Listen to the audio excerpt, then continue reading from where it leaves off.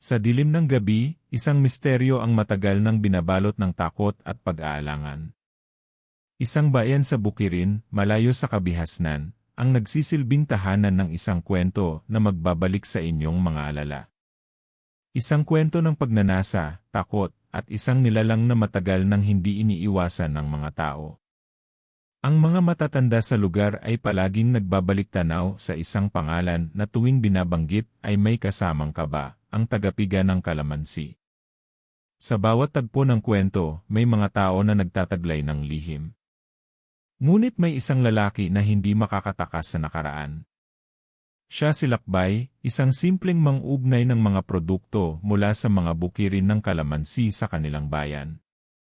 Hindi siya sikat, hindi kilala sa buong mundo, ngunit ang kanyang pangalan ay may kasamang kakaibang takot. Hindi alam ni Lakbay na sa bawat pagkakataon na siya ay papasok sa gubat upang maghanap ng kalamansi, siya ay papasok na rin sa isang matinding isang panganib na magdudulot ng hindi matatawarang takot, at magbubukas ng pintuan patungo sa isang madilim na lihim ng kanilang bayan. Habang si Lakbay ay patuloy na nangungulekta ng kalamansi, hindi niya alam na sa likod ng mga puno, ang isang nilalang na matagal nang nagtatago ay nagmamasid sa kanya. Hindi ordinaryong nilalang, isang aswang, na ang layunin ay hindi lamang kumain ng laman, kundi manghuthot ng kaluluwa. Bawat kalamansing hinuhugot ni Lakbay ay may kabuntot na sumpa. Ang mga kalamansing ito, na dating itinuturing na biyaya ng kalikasan, ay ngayon nagiging susi sa pagbabalik ng isang dambuhalang nilalang. Sa unang pagkakataon, matutuklasan ni Lakbay ang kanyang sariling koneksyon sa misteryosong aswang na sumasalot sa bayan. Hindi lang siya isang simpleng mang-ugnay ng kalamansi. Siya ay parte ng isang hindi pa natutuklasang kwento na mag-ugnay sa mga jenerasyon ng kasaysayan, isang kwento ng dugo, pagtataksil, at isang madugong sumpa.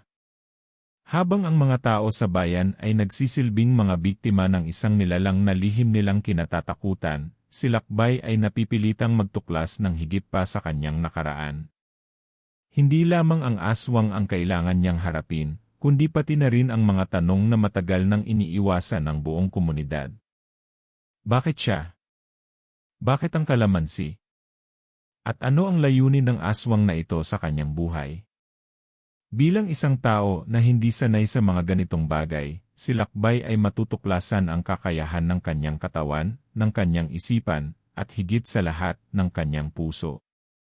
Sa isang mundo kung saan ang mga alamat ay buhay, at ang mga nilalang mula sa dilim ay patuloy na nagmamasid, si Lakbay ay magsisimulang maglakbay sa isang landas na puno ng sakripisyo, takot, at mga misteryo na matagal nang itinatagong lihim ng kanilang bayan.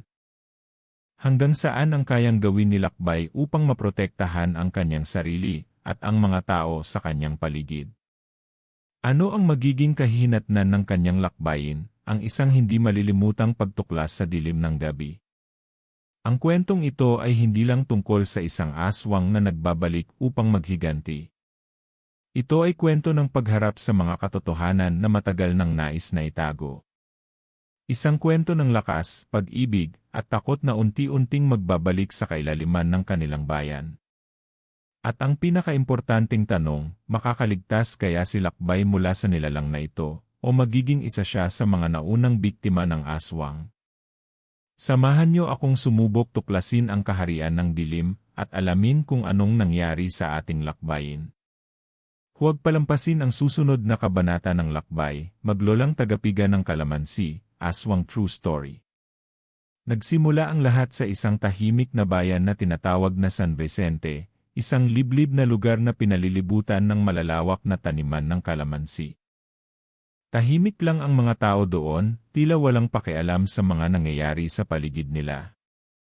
Ang bawat umaga ay ginugol sa pagpitas ng kalamansi, at ang bawat gabi ay tanging pagninilay at pag-ingat na lamang. Ngunit ang tahimik na buhay na ito ay may nakakubling takot na matagal nang pinapalakas ng isang matandang alamat na ipinasapasa ng mga matatanda sa buong bayan. Isa sa mga lumaki sa San Vicente ay si Lakbay, ang batang ipinanganak sa pagitan ng mga bundok at puno ng kalamansi. Ang kanyang ama ay isang mang-ugnay din ng kalamansi, ngunit hindi tulad ng iba, may mga bagay siyang itinatagong lihim. Bago pa man siya ipanganak, may mga kwento na ang kanyang pamilya ay may koneksyon sa isang matandang isang mang-ugat na ipinanganak sa ilalim ng madilim na buwan. Ipinanganak siya sa gitna ng isang ritual na may kaugnayan sa mga espiritu ng kalikasan, ngunit wala siyang kamuwang-muwang sa mga katotohanan ito. Lumaki siya sa isang buhay ng simpleng paggawa at pagtulong sa pamilya na hindi alam ang hinaharap na naghihintay sa kanya. Ngunit isang araw, nang magpunta siya sa bundok upang mangolekta ng kalamansi, nakaramdam siya ng kakaibang presensya. May mga gabi kung saan siya ay nakakaramdam ng malamig na hangin, at ng mga gabing ito, may mga bagay na hindi maipaliwanag, mga mata na nagmamasid mula sa dilim ng kabubatan. Bawat hakbang niya patungo sa kalamansi ay parang may mga mata na sumisunod sa kanya, at ang hangin ay may kasamang tunog na parang naglalakbay sa kanyang tainga, isang himig ng huni na naglalaman ng mga alaala ng nakaraan.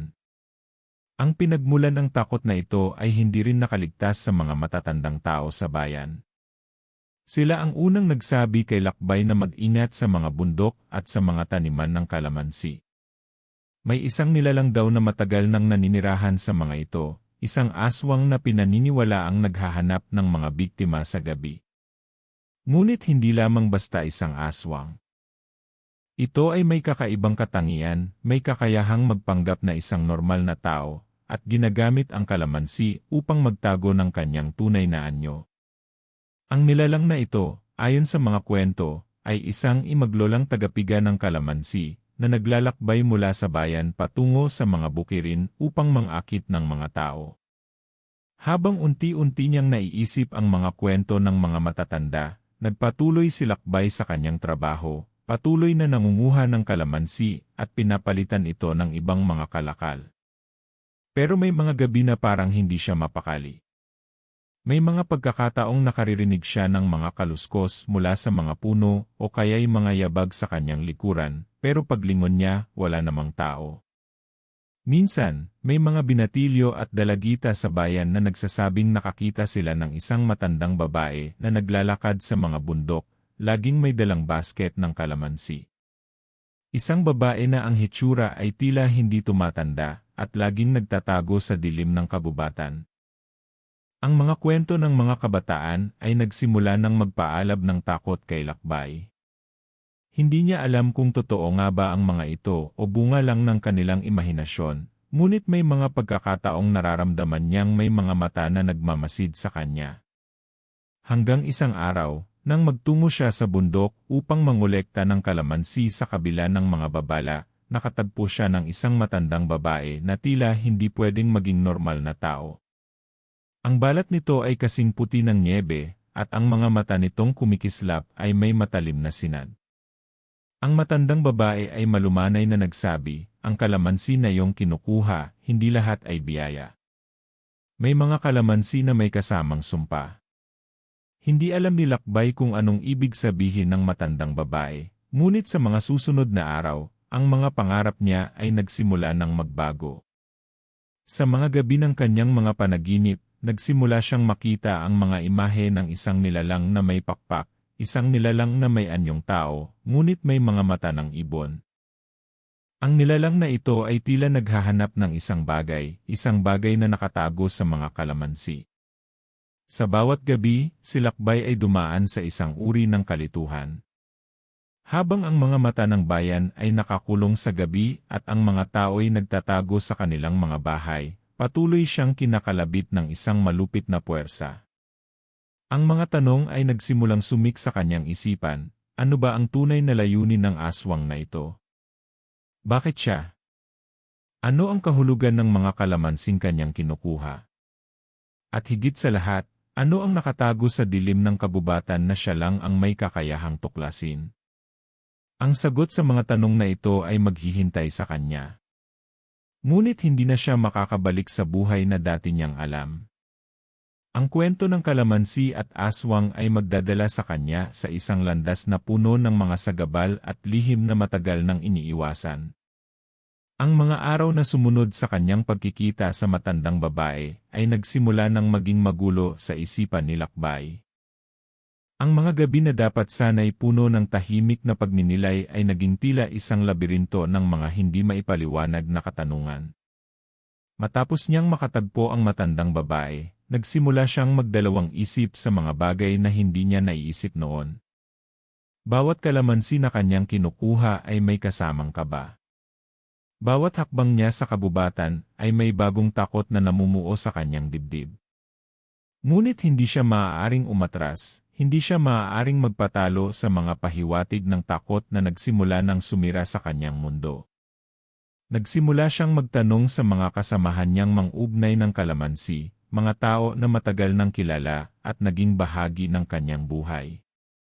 Ang ilan sa kanila ay tila walang pakialam, patuloy na nagsisilibing mga mangangalakal na hindi alintana ang mga alamat at kwento ng mga matatanda. Ngunit may mga isa o dalawang tao na nagsimulang magbigay ng pahiwatig tungkol sa isang lihim na matagal nang tinatago ng bayan.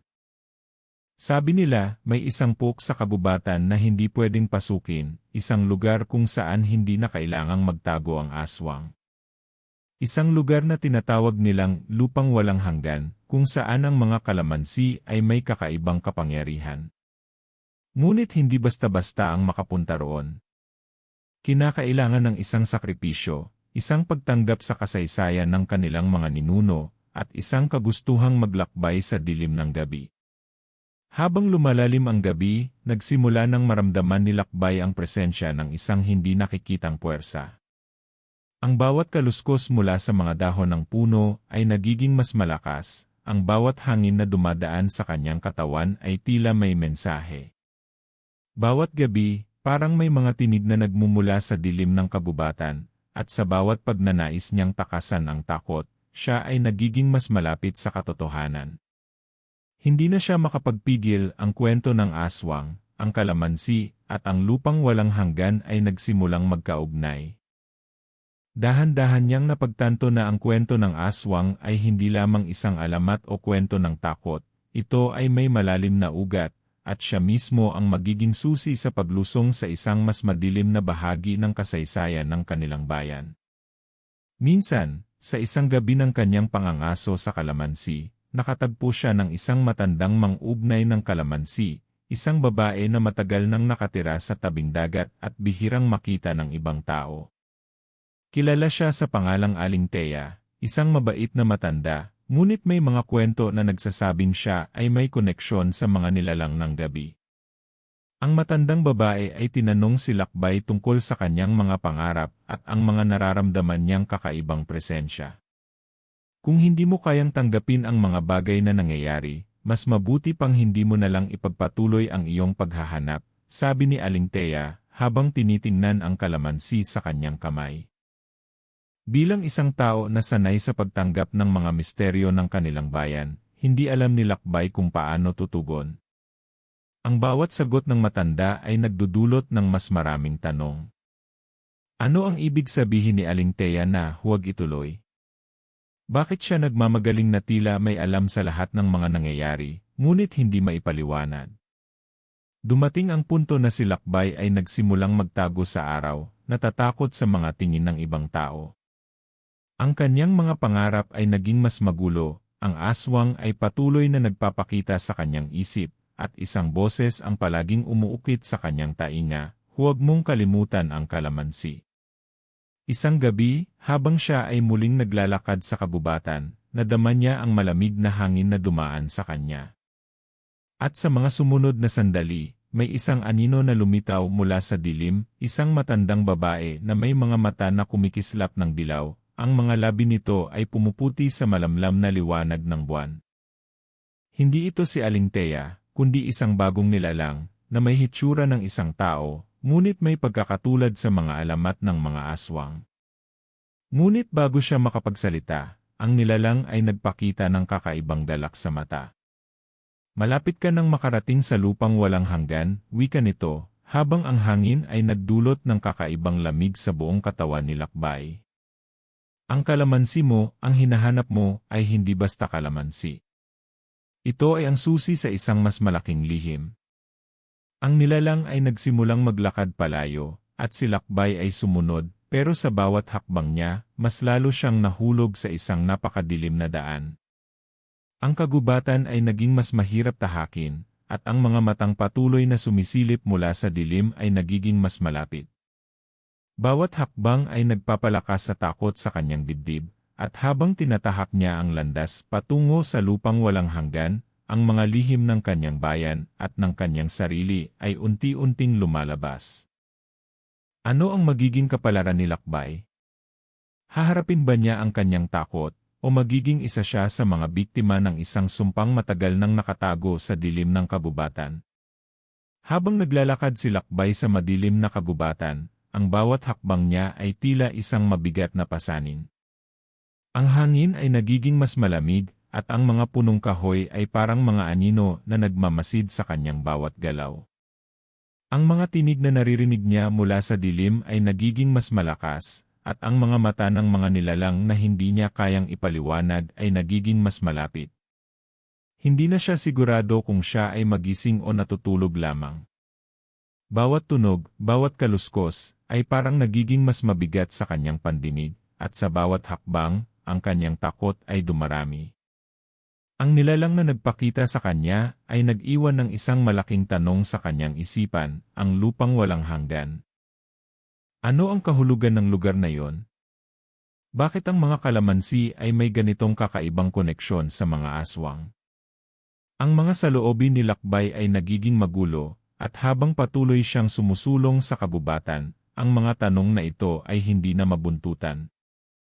Ang mga nakaraan ay nagsimulang magbalik sa kanya, mga alaala ng kanyang ama at mga kwento ng mga matatanda, at unti-unting nagiging malinaw na siya ay isang bahagi ng isang mas malaking kwento, isang kwento na matagal nang tinatago ng bayan.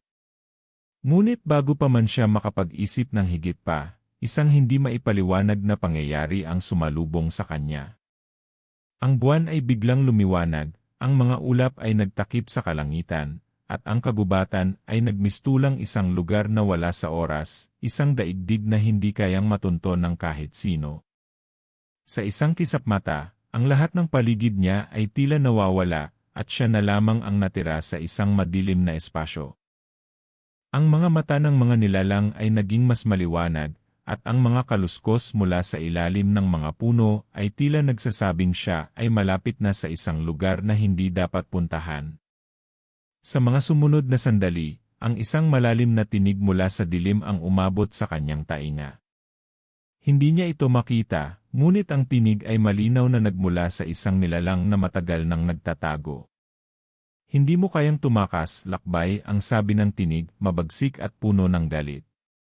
Ikaw ay ipinanganak para sa hangaring ito, at hindi mo na mababago ang itinadhana sa iyo.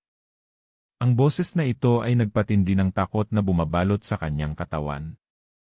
Hindi niya alam kung paano tugunan ang tinig na iyon, kung paano tumakas mula sa lugar na tila isang bitag na inilatag para sa kanya. Ang mga kalamansi na kanyang kinokolekta, ang mga gabing walang katapusan, at ang mga misteryong matagal nang tinatago ay nagsimulang magtagpo sa isang punto, at sa bawat hakbang na ginawa niya patungo sa lupang walang hanggan, ang panganib ay nagiging mas matindi. Ang mga mata ng aswang na tinutukoy ng mga matatanda ay muling nagpakita sa kanyang isipan. Hindi siya sigurado kung ang mga nilalang ay umiiral sa kanyang imahinasyon o kung ito ay isang malupit na pagsubok sa kanyang lakas at tapang.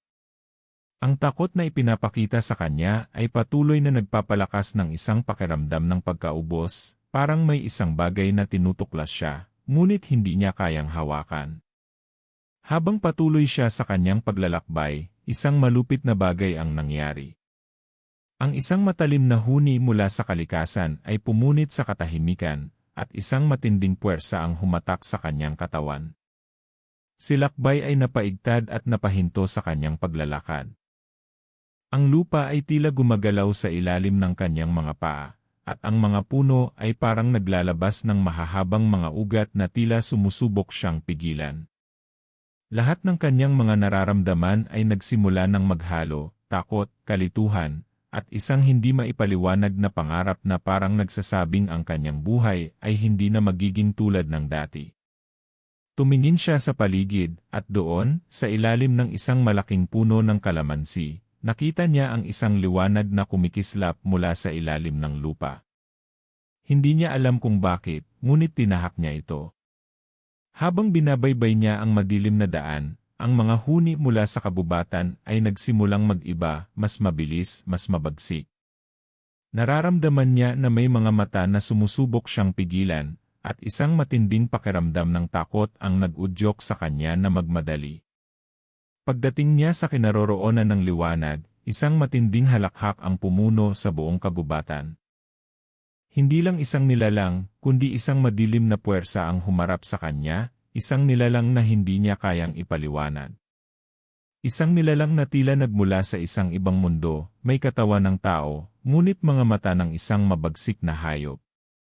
Narito ka na, lakbay, ang sabi ng nilalang, na may boses na puno ng kalupitan. Ito ang simula ng iyong wakas.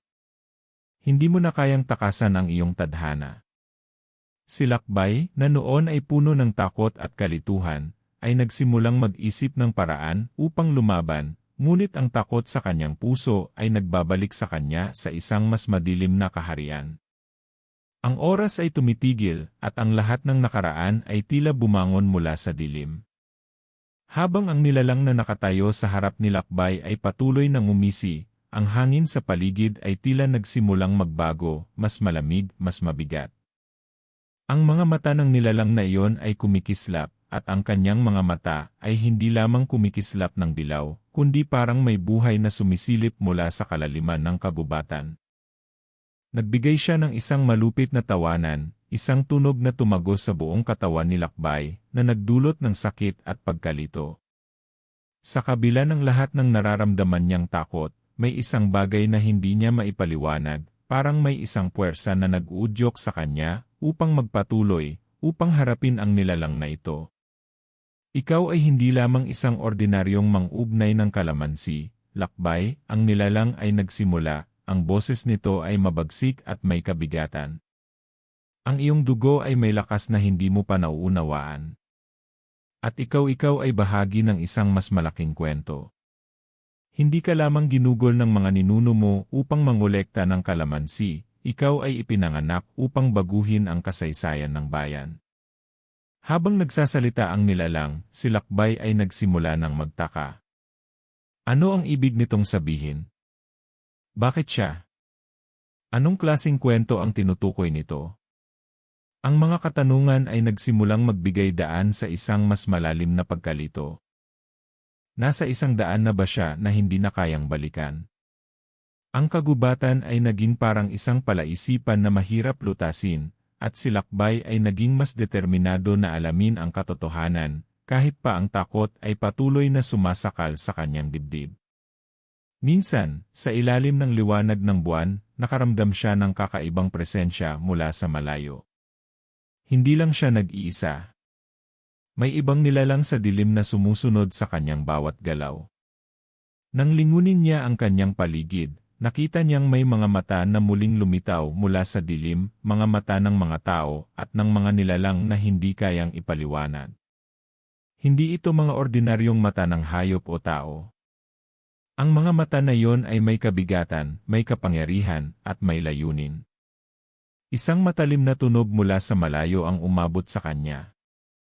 Ang hangin ay nagdala ng malamig na hangin mula sa likuran, at napansin niyang ang mga mata sa dilim ay nagsimulang magtipon, umaabot mula sa mga puno, nagmamasid sa kanyang bawat hakbang. Ang nilalang sa harap niya ay hindi lang isa, kundi isa sa isang mas malaking puwersa na ngayon ay naglalayong pigilan siya. Ikaw ay hindi handa, ang nilalang na unang nagpakita sa kanya ay nagpatuloy. Ang iyong mga ninuno ay nagtakda ng isang sumpa, at ikaw ang magsisilbing susi upang matupad ito. Huwag mong pilitin ang iyong sarili na labanan ang iyong tadhana. Sa mga salitang iyon, ang puso ni Lakbay ay parang huminto. Sa wakas, isang sagot sa kanyang mga katanungan. Ngunit ang sagot na iyon ay tila nagdala ng mas maraming takot. Anong sumpa? Ano ang ibig sabihin ng mga ninuno niya? At bakit siya, isang simpleng mang-ugnay ng kalamansi, ang tinutukoy ng nilalang na ito? Bago pa siya makapagsalita, isang hindi inaasahang pangyayari ang naganap. Ang mga mata sa dilim ay nagsimulang magbago. Ang mga nilalang na nagmamasid sa kanya mula sa malayo ay hindi na mga ordinaryong hayop. Ang mga ito ay may mga katawang malalaki, mga anyo na tila hindi mula sa mundong ito. Biglang dumilim ang paligid, at ang mga kaluskos mula sa mga puno ay naging isang malupit na tunog ng mga hakbang ng mga nilalang na papalapit. Lahat ng dako ng kagubatan ay nagmistulang isang patibong, at si Lakbay ay nagsimulang magtakbo, ngunit sa bawat hakbang na ginagawa niya, ang mga nilalang na iyon ay lumapit ng lumapit. Hindi na siya sigurado kung siya ay tumatakbo mula sa nilalang na kanina ay kanyang nakatagpo, o kung siya ay tumatakbo mula sa kanyang sariling takot na nagsimula ng mangibabaw sa kanya. Ang hangin ay humigpit, at ang mga mata sa dilim ay patuloy na sumusunod. Ang mga kalamansi na kanina ay parabang isang simpleng produkto, ngayon ay tila may iba ng kahulugan. Isang bagong takot ang pumalit sa kanyang isipan, baka ang kalamansi ay hindi lamang isang probinsya, kundi isang tagapagdala ng sumpa. Sa huling sandali, bago pa siya makapagdesisyon kung tatakbo o lalaban, isang nakakagimbal na imahe ang nagpakita sa kanya. Isang matandang babae na may mga mata ng ibon at balat na kasing puti ng nyebe ang humarap sa kanya mula sa dilim. Ang mukha ng babae ay hindi tulad ng ibang tao, at ang kanyang anyo ay nagsimulang magbago. Ang matandang babae ay biglang sumambulat sa harap ni Lakbay, at ang mga mata nito ay nagningning, puno ng lihim. Nagbalik na ako, ang sabi ng babae, ang boses nito ay malamig at matalim. At ikaw, Lakbay, ay darating sa isang wakas na hindi mo kayang imaginin. Sa isang iglap, ang paligid ni Lakbay ay nagbago. Ang kagubatan, ang dilim, ang mga mata, lahat ng ito ay naglaho, at isang bagong tanawin ang sumik sa kanyang harapan. Isang lugar na puno ng kalamansi, ngunit ang mga taniman ay may kakaibang aura, isang aura ng takot at lihim. Nandyan na ang sagot, ngunit hindi siya handa. Hindi pa niya kayang tanggapin. At doon, sa gitna ng lahat ng ito, si Lakbay ay nahulog sa isang pook na hindi pa siya narating, at ang kanyang mga hakbang ay nagsilbing tulay sa isang bagong yugto ng kasaysayan ng bayan. Habang si Lakbay ay patuloy na bumabagtas sa madilim na kagubatan, hindi niya na alam kung saan siya patungo. Ang matandang babae, na ngayon ay may hitsurang mas kahila-hilakbot kaysa sa kanyang mga alaala, ay patuloy na naglalakad sa kanyang harapan. Ang mga mata nito ay hindi matitinad at punong-puno ng lihim. Hindi mo na kayang takasan ang nakaraan, Lakbay, wika nito, ang boses ay nagsasalita ng isang matamis ngunit nakakatakot na tono. Ang iyong mga ninuno ay may sumpang itinaguyod para sa iyo. Hindi mo ito maiiwasan. Si Lakbay ay tumingin sa paligid, at ang lugar na kanyang tinatahak ay tila isang pook ng hindi kayang ipaliwanag na kapangyarihan. Ang mga puno ng kalamansi ay lumilitaw na may hindi pangkaraniwang anyo, ang mga dahon nila ay kumikislap sa dilim, at ang bawat ugat ng puno ay parang buhay, nagsusumamo. Ngunit sa kabila ng lahat ng nakapalibot sa kanya, isang bagay ang hindi niya maiwasang mapansin, isang hindi matitinag na pakiramdam na may nagmamasid sa bawat galaw niya. Bakit ako? Tanong ni Lakbay, ang kanyang tinig ay bahagyang nanginginig. Bakit ako ang napili para magdala ng sumpa? Hindi ko kayang dalhin ito. Ngunit ang matandang babae ay hindi sumagot. Sa halip, isang malupit na halakhak ang umabot sa kanyang mga tainga, at sa isang iglap, ang paligid ay nagbago. Ang mga kalamansi na kanina ay parang ordinaryong puno ay nagkaroon ng isang maladyablong aura. Sa gitna ng kagubatan, may isang bundok ng kalamansi na nagsimulang magliwanag, ang kanyang mga ugat at sanga ay nagiging parang mga kamay na humahapil sa hangin. Ang lugar na ito ay puno ng mga alaala ng nakaraan, mga kwento ng mga tao, at mga nilalang na hindi kayang gawing ordinaryo ng kasaysayan. Dito mo malalaman ang lahat, ang matandang babae ay nagpatuloy. Ang mga kalamansi ay hindi lamang isang probinsya. Sila ay isang sumpang binuo ng ating mga ninuno, at ikaw, lakbay, ay hindi lamang isang mang-ugnay ng kalamansi. Ikaw ay ang susi sa pagbabalik ng nakaraan. Si lakbay ay nagsimulang maglakad patungo sa bundok ng kalamansi. Ang bawat hakbang niya ay parang isang pasya na hindi kayang balikan. Ngunit sa bawat hakbang, ang mga kalamansi ay tila nagpapalakas ng kanyang pakiramdam. Ang bundok ay may isang malaking pook na nasa ilalim, at habang nilalapitan niya ito, naramdaman niya ang isang matinding puwersa na nagsimulang magtulak sa kanya pababa. Hindi na niya kayang pigilan ang sarili, at ang bundok ay nagsimulang bumukas, revealing isang madilim na daan na tila isang portal patungo sa isang lugar na hindi pa niya alam. Ngunit bago siya makapasok, may isang bagay na hindi inaasahan ang nangyari. Isang malupit na tunog ang pumuno sa paligid, isang huni ng mga kalamansi na ngayon ay nagsimulang magbago ng kanilang anyo. Ang mga sanga ng mga puno ay nagiging matalim, at ang mga kalamansi ay nagsimulang magdulot ng isang uri ng liwanag na hindi kayang ipaliwanag ni lakbay. Ang mga mata ng nilalang na matagal nang nagmamasid sa kanya ay nagsimulang magningning, at ang matandang babae ay nagwika ng isang malupit na katotohanan. Ang sumpang ipinasa ng iyong mga ninuno ay hindi natapos sa kanila, wika ng matandang babae. Ang kanyang boses ay isang pagnanasa na puno ng galit. Ang kalamansi ay isang simbolo ng iyong pagkatao, isang susi sa kaligtasan o pagkawasak. Ang pagiging bahagi ng kwentong ito ay isang pagsubok, at sa bawat hakbang na iyong ginawa, ikaw ay naging bahagi ng ating kasaysayan. Sa mga salitang iyon, si lakbay ay napahinto. Sa kabila ng lahat ng takot na nararamdaman niya, nagsimulang magbuka sa kanyang isipan ang isang bagong pinto. Ang sumpa ay hindi lamang tungkol sa kalamansi, ito ay tungkol sa isang pamana ng kanyang mga ninuno na naglalaman ng isang lihim. Ang kalamansi ay hindi isang ordinaryong probinsya, kundi isang simbolo ng kapangyarihan na maaaring magbukas o magsara ng mga pinto ng ating mundo. Sa isang iglap, isang hindi inaasahang pangyayari ang nagbukas sa harap ni lakbay. Isang malaking anino ang lumitaw mula sa dilim, at ang nilalang na dati ay matandang babae ay nagsimulang magbago.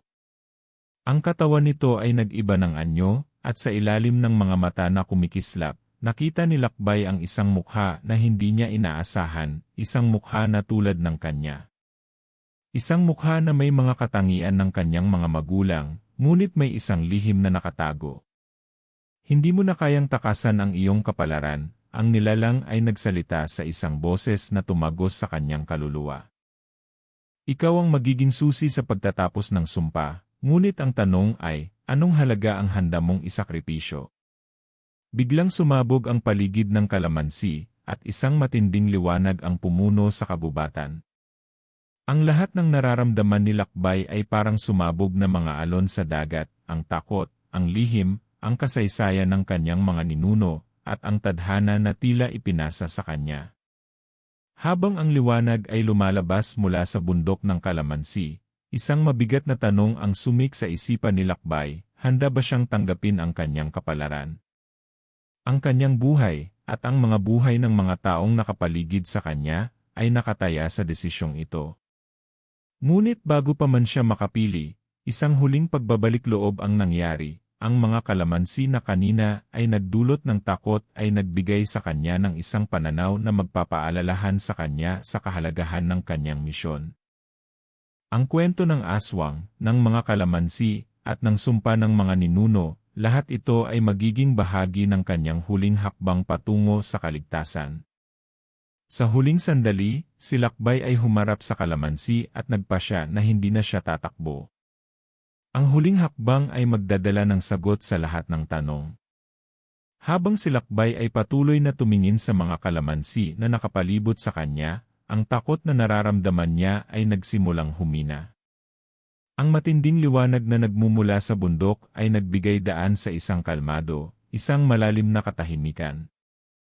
Hindi na niya nararamdaman ang bigat ng mga mata na nagmamasid, hindi na niya narinig ang mga kaluskos ng mga nilalang sa dilim.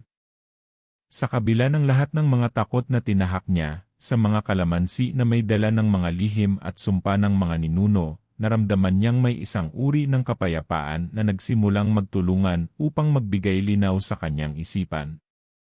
Ang matandang babae, o ang nilalang na nag-anyong matanda, ay hindi na muling nagpakita.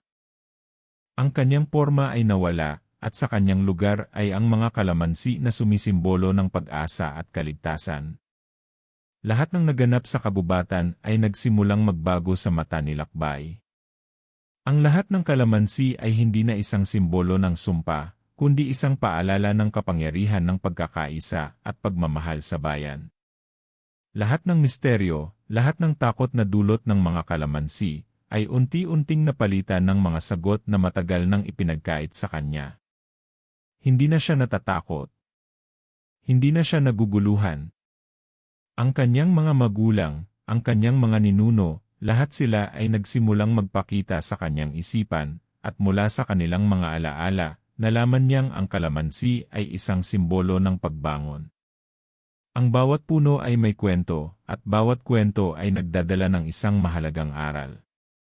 Nasa kanya ang desisyon kung paano niya gagamitin ang lakas na ito. Isang huling tanong ang umuukit sa isipan ni Lakbay, paano niya matatapos ang sumpang ipinasa sa kanyang mga ninuno? Sa mga sagot na natutunan niya, natanto niyang hindi ang mga kalamansi ang tunay na sumpa, kundi ang kakulangan ng pagkakaisa ng kanilang komunidad. Ang mga kalamansi, sa kabila ng kanilang misteryo at takot, ay nagbigay daan sa kanya upang makita ang tunay na mensahe, hindi ang takot o ang sumpa ang magdadala ng kasagutan, kundi ang pagkakaroon ng malasakit at pagtutulungan. Habang siya ay naglalakad papalabas ng kagubatan, dala niya ang mga kalamansi, hindi bilang isang simbolo ng sumpa, kundi bilang isang paalala ng pagbabago. Nasa kanya na ang pagkakataon upang baguhin ang direksyon ng kanilang bayan, at hindi lamang ang mga tao, kundi pati na rin ang mga nilalang sa kagubatan. Ang lahat ng mga lihim ay naipaliwanag na, at ngayon, ang kanyang misyon ay magsimula ng bagong kabanata sa kanilang komunidad. Hindi niya na kailangang labanan ang kanyang kapalaran. Tinanggap niya ito ng buong puso. Ang mga mata sa dilim, ang mga nilalang na kanina ay sumusunod sa kanya, ay hindi na nagpakita. Ang kagubatan, na dating puno ng takot at lihim, ay nagsimulang magbago. Ang mga kalamansi ay nagsimulang magbigay ng mas maliwanag na liwanag, at ang hangin ay naging mas magaan. Ang sumpa ng mga ninuno ay natapos na, at ang huling hakbang ni Lakbay ay isang hakbang patungo sa pag-unlad ng kanyang bayan. Pagbalik niya sa kanyang komunidad, sinalubong siya ng mga tao ng may mga mata ng pagkilala. Hindi lang siya ang mang-ugnay ng kalamansi. Siya ay naging simbolo ng pagbabago, ng pag-asa, at ng pagkakaisa. Naramdaman ni Lakbay ang lakas ng kanyang bayan, ang lakas ng kanilang komunidad, at naisip niyang lahat ng paghihirap na kanyang pinagdaanan ay may dahilan, at iyon ay upang mapag-isa ang lahat. Walang sumpa na hindi kayang malampasan ng pag-ibig at pagtutulungan. Ngunit bago siya makarating sa kanyang tahanan, isang huling tanawin ang kanyang nasilayan sa kalangitan, isang matamis na paglubog ng araw. Isang paalala na hindi nagtatapos ang kwento sa pagkatalo ng isang sumpa. Sa bawat pagtatapos ay may bagong simula, at sa bawat simula, isang bagong kwento na dapat isulat. Si Lakbay, ang mang-ugnay ng kalamansi, ay hindi lamang isang bahagi ng kwento, siya ang magdadala ng bagong pag-asa. Sa pagtatapos ng gabi, habang ang mga kalamansi ay kumikislap sa ilalim ng liwanag ng buwan, si Lakbay ay humarap sa kanyang komunidad at nagbigay ng isang ngiti. Ang kwento ng aswang, ng sumpa ng mga ninuno, at ng mga kalamansi, lahat ng ito ay naging isang simbolo ng lakas ng loob, ng hindi pagsuko, at ng pagtanggap sa lahat ng bahagi ng ating kasaysayan. Sa huli, ang paglalakbay ni Lakbay ay hindi lamang para sa sarili.